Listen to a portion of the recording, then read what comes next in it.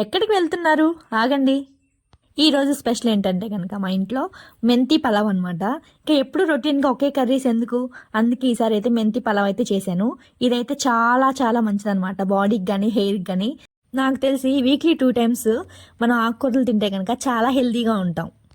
మాకు తెలుసులే కానీ నువ్వు చెప్పమ్మా అనుకోవచ్చు కొంతమంది. సరే చెప్తున్నా.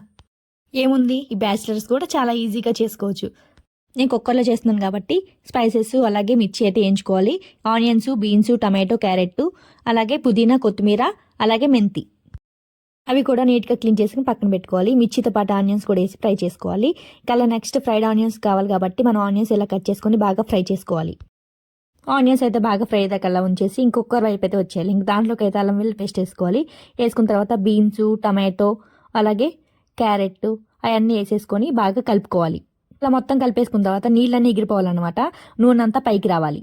చూసారు కదా, నూనె అంతా పైకి వచ్చేసింది. పైకి వచ్చిన తర్వాత ఒకసారి అయితే కలుపుకోవాలి. ఇంకా నెక్స్ట్ రుచికి సరిపడా సాల్ట్ అయితే వేసేసుకోవాలన్నమాట. వేసుకొని అది కూడా కలుపుకోవాలి. అయితే కనుక సాల్ట్ ప్లేస్లో గల్లుపు కూడా వేసుకోవచ్చు. ఇంకా అయితే కనుక ఫ్రైడ్ ఆనియన్స్ అయితే కనుక మొత్తం అయిపోయాయి. ఇంకా అయిపోయిన తర్వాత పక్కన పెట్టుకోవాలి. నెక్స్ట్ దీంట్లో కొత్తిమీర, పుదీనా, అలాగే మేతి ఉంది కదా, ఆ మేతి మొత్తం వేసేసుకొని మళ్ళీ కలుపుకోవాలి. ఇది కూడా అంతే సేమ్. ఆ వాటర్ ఎగిరిపోవాలి, నూనె అంతా పైకి రావాలి. మనం ఏ ఫుడ్ చేయాలన్నా కానీ చాలా అంటే చాలా ఓపికగా చేయాలి. అప్పుడే చాలా టేస్టీగా వచ్చింది. చూసారు కదా, వాటర్ అంతా ఇంకిపోయి నూనె అయితే పైకి వచ్చేసింది. ఇదే స్టేజ్లో మనం ఫస్ట్గా నానబెట్టుకున్న బియ్యాన్ని అయితే కనుక దీంట్లో వేసేయాలి.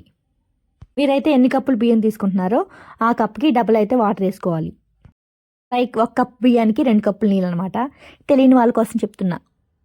అయితే నానబెట్టుకున్న బియ్యాన్ని అయితే కనుక ఒక 2 seconds 3 seconds వేయించుకున్న తర్వాత వాటర్ వేసేసి ఇంక మూత పెట్టేయాలన్నమాట. కుక్కర్ అయితే కనుక 2 whistles వస్తే సరిపోతుంది. ఇంకైతే స్టవ్ ఆఫ్ చేసేయాలి. ఇంకా స్టవ్ ఆఫ్ చేసి ఇంక జాగ్రత్తగా తీయాలన్నమాట. మెంతిపల్ల ఒకటే తింటే బాగోదు కాబట్టి దాంట్లో పెరుగు చట్నీ చేస్తున్నాను అనమాట. ఉల్లిపాయలు, పచ్చిమిరకాయలు, కొత్తిమీర, పుదీనా వేసుకొని బాగా కలుపుకోవాలి. పెరుగు చట్నీ కూడా రెడీ అయిపోద్ది. చూద్దాం మెంతి పలావ్ ఎలా వచ్చింది. చూసారు కదా ఎంత బాగుందో పలావు. టేస్ట్ కూడా చాలా బాగుంటుంది. మీరు కూడా ఒకసారి ట్రై చేసి ఎలా వచ్చిందో కామెంట్ చేయండి. అలాగే మన ఛానల్ కొత్తగా చూస్తున్న వాళ్ళు సబ్స్క్రైబ్ చేయండి. అలాగే దాని పక్కన బెల్ ఐకాన్ని యాక్టివేట్ చేసుకోండి. ఎలాగో ఇక్కడ వరకు చూసారు కదా వీడియో, ప్లీజ్ ఒక లైక్ అయితే ఇచ్చేసి వెళ్ళిపోండి.